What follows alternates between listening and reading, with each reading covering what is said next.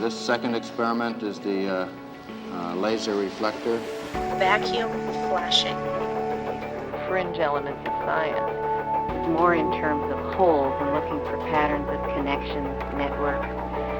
We found that getting them down produced no significant problems. Series of important observations to artificially reproduce the light of the aurora and to present science with a summary of new and incontestable facts. So to opening ourselves to phenomena that don't fit into our preconceived notions.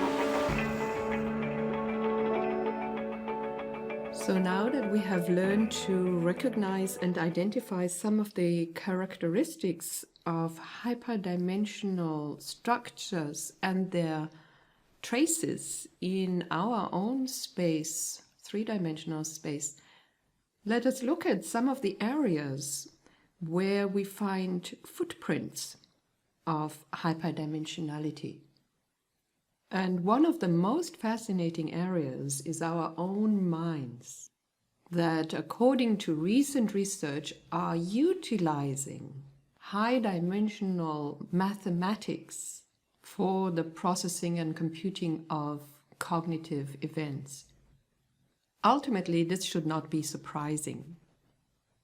For if space is high-dimensional, then also all of us, all of our full being is connected to that hyperspatial reality. We do not exist in a space that is separate from us. We ourselves are spatial beings, spatio-temporal entities that do not so much move in space, but with a high-dimensional space. And that is the vision that we can take away from learning about hyperdimensions, and that I believe have fundamentally practical implications on how we see our personal position in life. So what was discovered for the brain?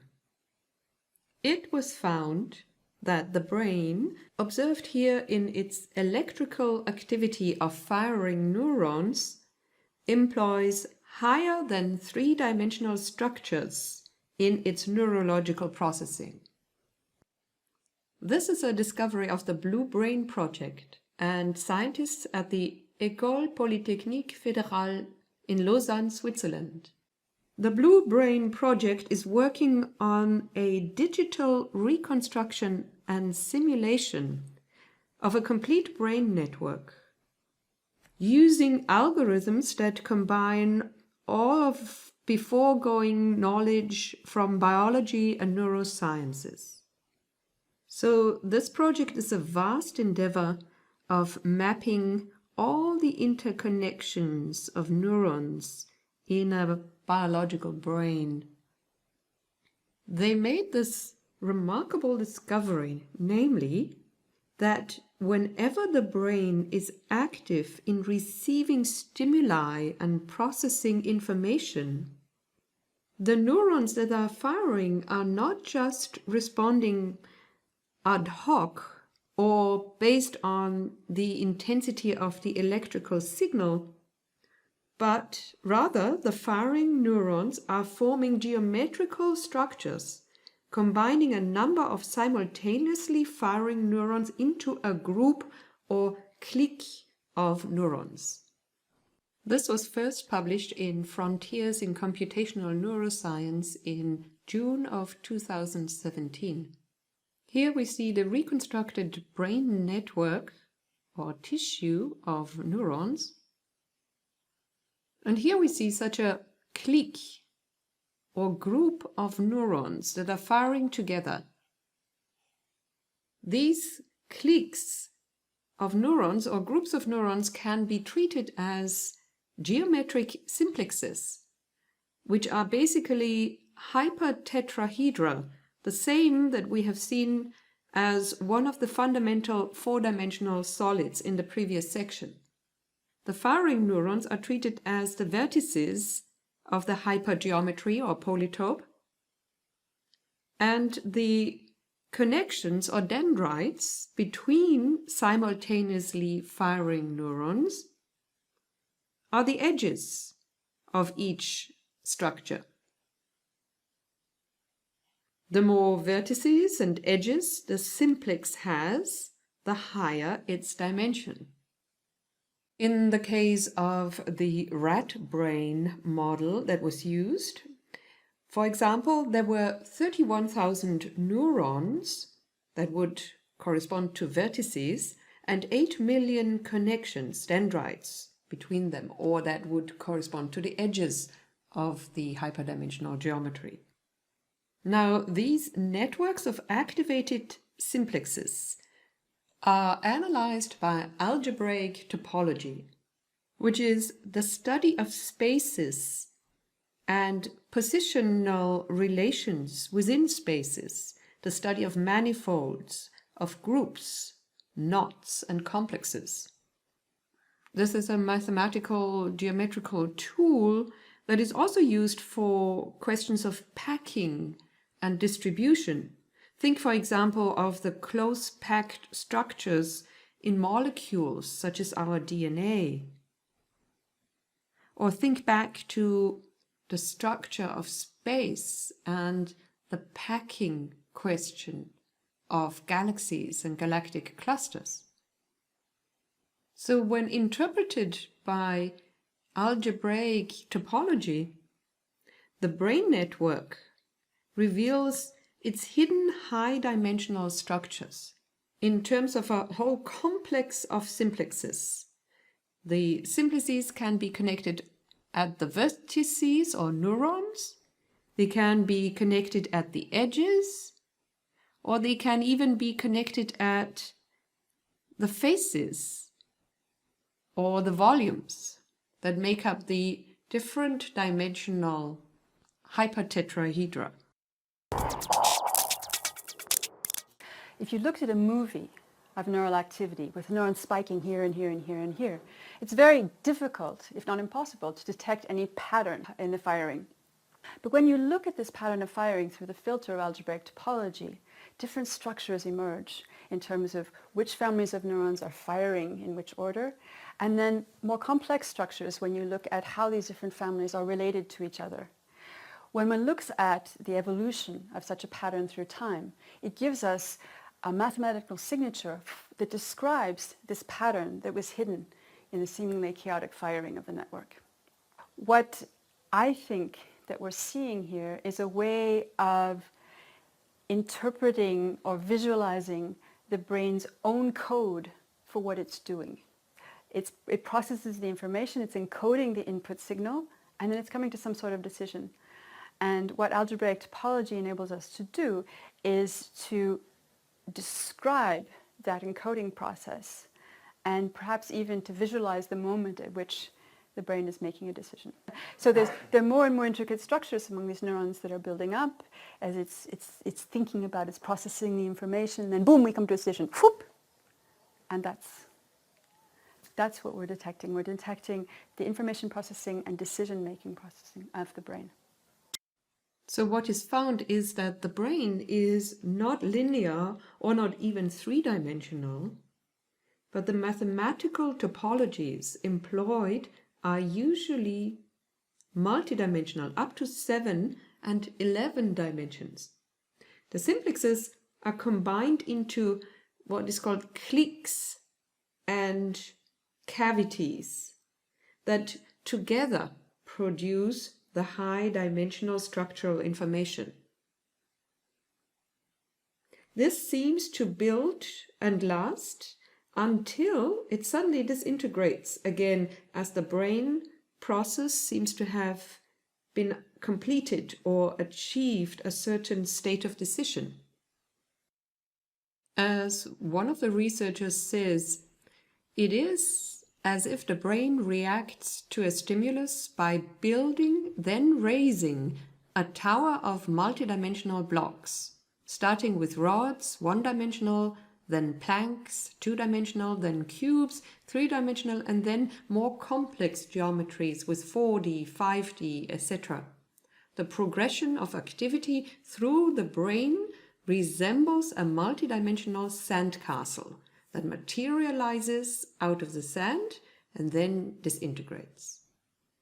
And this is continually going on at any moment in our brains. Let's think about this for a moment. Imagine reconstructing the dynamics of these high-dimensional click formations in real time for a human brain. And that is exactly what they are doing in the Blue Brain project, the modeling and simulating of the human brain, which ultimately is said to lead to better artificial intelligence. But imagine what happens when the mind begins to see its own dynamic and evolving topology, which is higher dimensional. Its topology of thinking reflected in that simulated brain. What happens to our brains as we see that?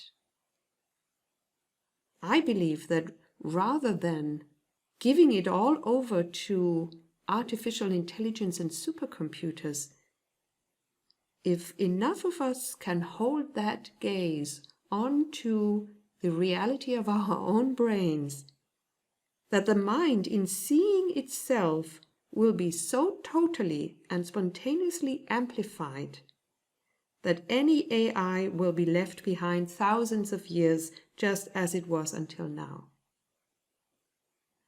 To me, this is this moment of bifurcation that Catherine, she speaks about a momentary experience that she had in an insight, where suddenly she saw this bifurcation. This is a moment of singularity, but it will not lead to the dominance of AI.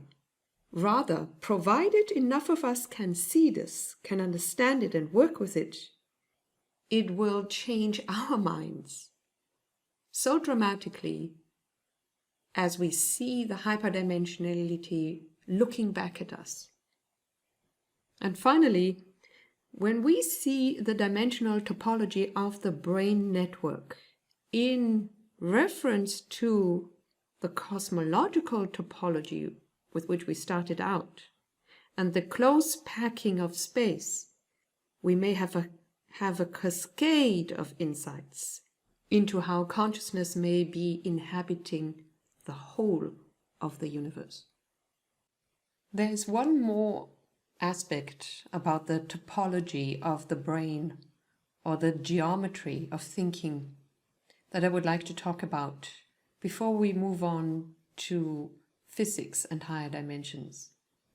And that is conceptual or cognitive spaces, which is literally the brain representing concepts much like a space or a location.